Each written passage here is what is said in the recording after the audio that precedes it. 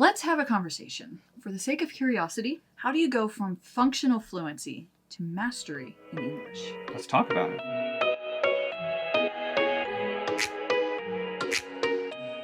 What's up, guys, and welcome back to WaiGuo Friends English. When we work with near-fluent English learners, a lot of times their goal is to just speak comfortably and live comfortably, communicate comfortably, naturally, in a lot of context. And that makes sense. That is a really good goal of fluency. It's a great goal. It's very comfortable to be able to look around the world around you and be able to do life well. And honestly, that's all a lot of people need. But every now and then, we get a student whose goal is a bit further than that. They want to master English. They want to be able to communicate effectively in speeches and in writing. They want to make an impact with their words. They want to be able to use words like art in English. This is mastery. This is going far beyond fluency. This is mastery. There's nothing functional about it. The goal is to speak to hearts, not speak to the mind in this case.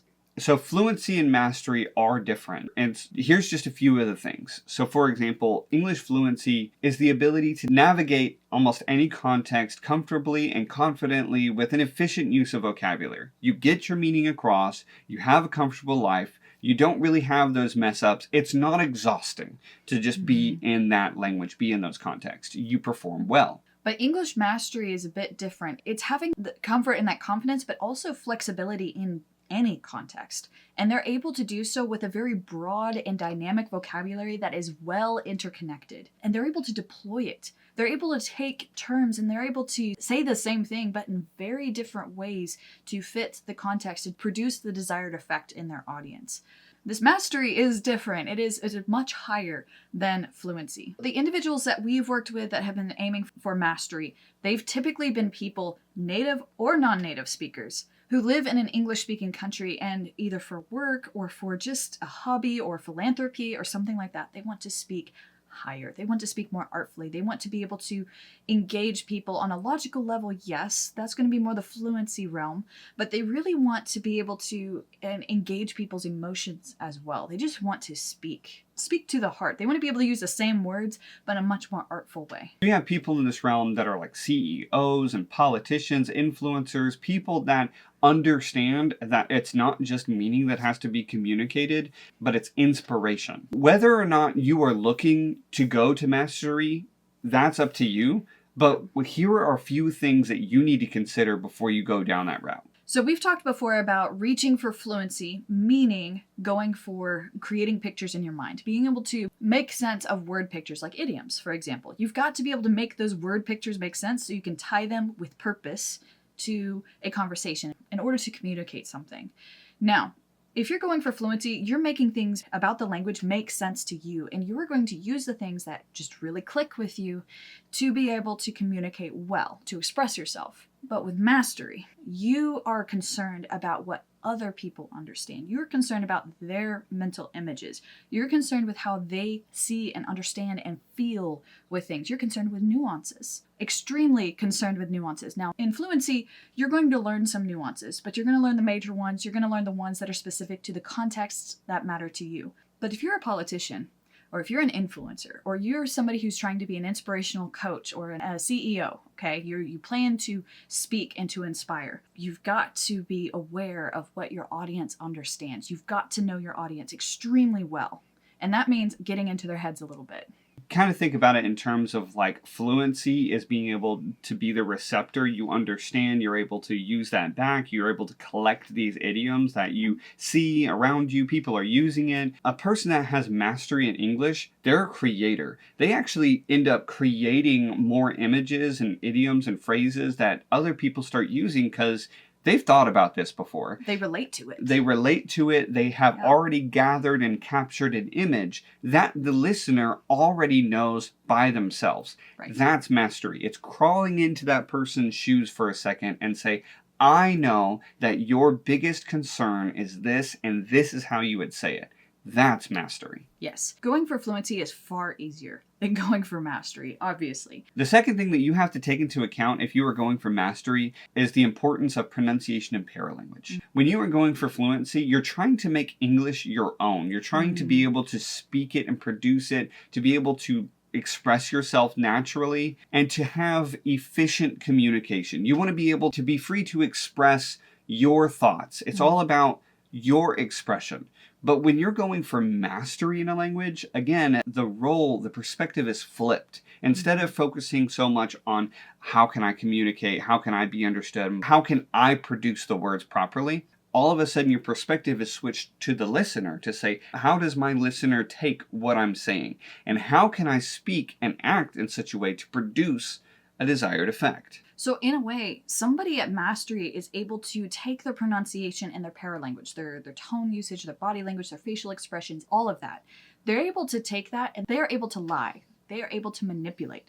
They're able to flip between formalities or different people. They're able to have a different face for different people if they choose. They're able to use words artfully, not just functionally. And they're able to produce an effect or provoke a response. Not provoke a response accidentally by just saying something on a hot topic, but intentionally being able to craft things in such a way that you're able to bring up or focus in on a specific topic. And you're able to evoke feelings and emotions, or you're able to evoke like thoughtfulness, or you're able to evoke just ignorance, just wanting people to ignore it or something like that. I'm not trying to say that somebody going for mastery is trying to manipulate people. That's not what we're trying to say here. But we are saying that they have the tools to speak past the logic part. They're able to speak directly to hearts, not just to somebody's brain and logic. A small example you can think here is a person who's reading a book. If a person who's reading a book is fluent, then that means that they can read all the words in the book and they can read them. The communication can be established. It's efficient. They don't make mistakes. They don't miss a line. They don't say all the time. A person who has mastery in reading a book is a person who gets those pauses right, who gets the tone of voice right, who speeds up when it's time to speed up and slows down when it's time to slow down. That's the difference that we're talking about with this pronunciation and paralanguage. It's changing the accents. It's making it louder or softer right at the right time. So it produces those exact perfect effects that gives an audience chills when they're listening. So the third thing you need to know about going from fluency to mastery is not all native speakers are masters, okay? They haven't all achieved mastery. Achieving mastery takes communication training. It takes experience and practice and getting on stage and being rejected. It takes making assumptions and failing in those assumptions. It means talking to people and just really seeking to understand and spending years trying and seeking to understand. I think about like the first time I was an English teacher and I got up in front of my class and I thought what I was saying was right. I was saying all the right words. I had my lesson plan down. I was going boom, boom, boom. But even though I was teaching, my students weren't learning. It was only until after several attempts at teaching the same lesson, because we would teach 8 of the same lessons all in 1 week. It was only until about the 8th lesson that my class would get pretty good, where I would understand the students' perspectives enough that I could say what they were thinking before they were thinking it. I could beat them to the catch. I could express myself in such a way that they would understand my meaning. That's the difference that we're talking about here. I could even say a lot of native speakers, they don't have that. They don't have that unless they're in a context where they're comfortable with it. You put them in a different context and all of a sudden they don't communicate very well because they don't know very many things. So some people, for example, are really good at speaking informally. Whether you want to say they have a high EQ or they're just great extroverts and they can go around all the different cliques in high school or college or something, they're able to communicate with everybody, they get them. Okay, put them in a professional work setting and see how well they do. They won't, because they need more experience in that realm. They need to work more with people older than them to understand them and their perspectives in order to speak directly to them. So another thing with mastery is you've got to understand your audience. You hear people talk about niches or cliques or something like this, and they're talking about how do you speak to your people, your audience, and you've got to pick that. You've got to pick that if you're going to go for mastery, because can you master communication to absolutely everybody? No, you really can't. So that's another thing with mastery that's really important to know is you've got to be able to understand who it is you're talking to, picture them and talk to them and learn their hearts and learn how to talk to their hearts, not necessarily to this broad audience culture that you don't understand exactly who you're going to talk to, so you're just going to talk to the air. That's going to be far less effective in mastery.